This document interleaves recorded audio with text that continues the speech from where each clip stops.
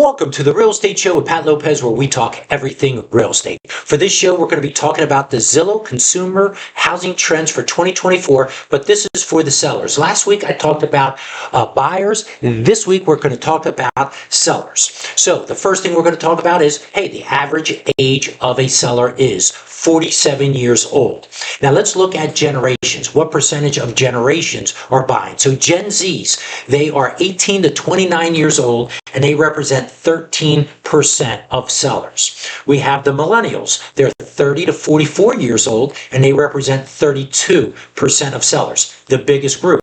We also have Gen X's. They're 45 to 59, and they're 30%. And then we have the baby boomers, 60 years old to 79. They represent 22%. So that's how sellers break down as far as generations.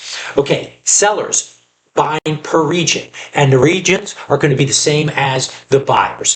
The South has the biggest numbers. There's the most houses being built. Most people were moving, relocating to the South. That's 40% of homes sold are in the South. The West represents 22%, Midwest 23%, and poor Northeast is only 15%, okay, of sellers are represented in the Northeast. Now, sellers, household income. How much money do sellers make on average? Well, if you make $50K or less, 25% of homes sold are from that group. If you're making $50,000 to $99,000, that represents 29, and the biggest group is $100K or more. That represents 46% of sellers make $100K or more. Now let's look at education. If we're looking at education, high school or less, that's 24% of sellers had high school education or less. Some college is 28%. And four-year degree, 28%, and postgraduate degree, 20% of sellers, okay? Now, as far as status, relationship status of sellers, never married, 19% of sellers were never married. Married or with a partner, we're talking about 60%, the largest group, which obviously makes sense.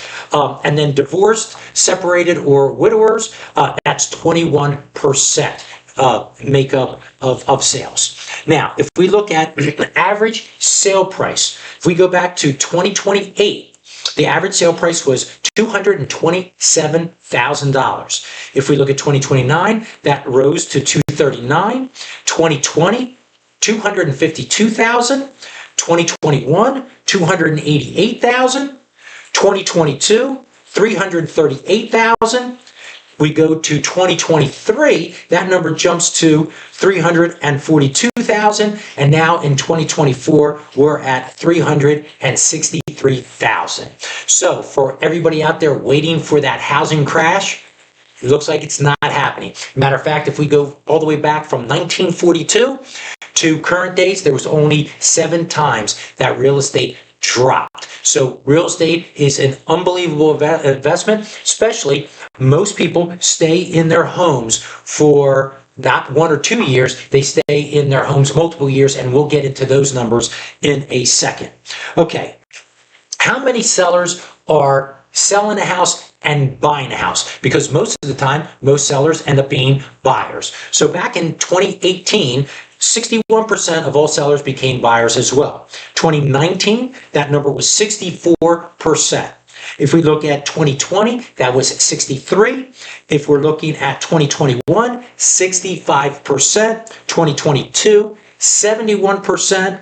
2023, 70%, and I don't know what the heck's going on in 2024, but only 54% of sellers are buyers. Maybe the whole year's not up, maybe Zillow isn't calculating correctly, but that seems a little bit off to me, but 54%. Now, motivation to sell. Well, what is the biggest motivation to sell a home? And that would be life event. 78% of all people say life event. We talk about, the 5 Ds, which are, diamonds, diapers, death, divorce, death. So the 5 Ds, life events. So the number 1 was your family size became bigger, having a baby, 51%. Job, Moving jobs, you get transferred, 37%. Retirement, 32%. And marriage, and that's once again marriage, divorce, that kind of thing, is 32%. So life events are things that really move the needle as far as why you sell. And that's really important because there's a lot of people who want to buy, but they're always going to be looking, oh, when is the market going to crash? When is interest rates going to come by? They're like tire kickers. They really don't want to. What we have to do is look for people that have to buy. And that's where the 5Ds come in, or, some of the numbers that I just mentioned, get transferred to another job or what have you in a different city. Okay, so now, the average length of time that you stay in a house, I said I would get to these numbers, the average length of time. In 2018, people were in their home for 16 years, the average length of time. In 2019, 16 years again. 2020, 17 years. 2021, 14 years, and now from 2022 to 2024, it's down to 12 years, average length of time that you stay in the home. Years ago, it used to be 7 years that you'd be in the home. Most people are staying a little bit longer. That's why when you look at real estate, you can't look at real estate saying, hey, I think interest rates are going to drop, or I think the housing price is going to drop. You have to look at it over that 10 to 12, 14-year span of time that you're going to be in the home. What's going to happen? How's the home going to appreciate? Remember, if you're in a home, your mortgage payment is pretty constant. Yeah, granted, real estate taxes can go up, insurance can go up, but for the most part, you have a 30-year fixed loan. That's a beauty of this country that we have. Most countries don't. So, but if you're renting, your rent will go up every year. So if you're in this house for 10 years, yeah, maybe if you were renting, you would have started off with a lower payment. But guess what? After 10 years, I guarantee you, your rent was probably higher than if you would have bought 10 years ago. So that's something that, to talk to your clients and have those kind of conversations. So there are some stats I went over, like I said, last week with buyers. What are motivating buyers and what are those stats? And now I just went over some stats for Zillow for sellers. There's a lot more stats in there. There's pages of it, but I just picked out some things that, really struck me that were, kind of interesting as far as those numbers are concerned. So I hope you enjoyed the show. Be sure to follow the show on Facebook and Instagram, and be sure to subscribe. We want as many people that, can subscribe as humanly possible.